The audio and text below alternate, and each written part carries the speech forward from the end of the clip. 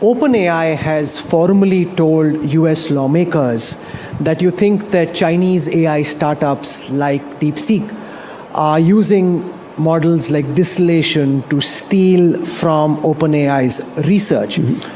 How strong is the body of evidence that you have to suggest that Chinese AI startups are actually stealing from your research models? And what is OpenAI doing at this moment to try and prevent that from happening? Yeah, so we do an awful lot to make sure we're trying to protect the integrity of our models. There's a, and I think generally, and there was some news that came out at the end of last week that we shared with the U.S. government, that did document how something called distillation is taking place, and that is, in effect, when AI companies out of China, are basically sort of bombarding our model to take as much of the IP or underlying model information as possible.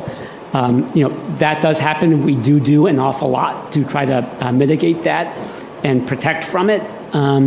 But this is going to be an incredibly important issue that is going to play out as we think about that democratic versus autocratic AI, right? US companies, Indian companies, others are all going to be facing this challenge. I think if you take a big step back, what's really at stake here is, as the world looks over the next decade or so, are we going to build out on that democratic AI or autocratic AI?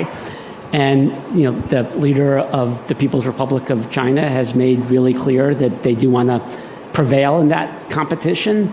I typically would not quote Vladimir Putin, but in this case, he has said that whoever wins that competition between democratic nations and autocratic nations ends up winning the world.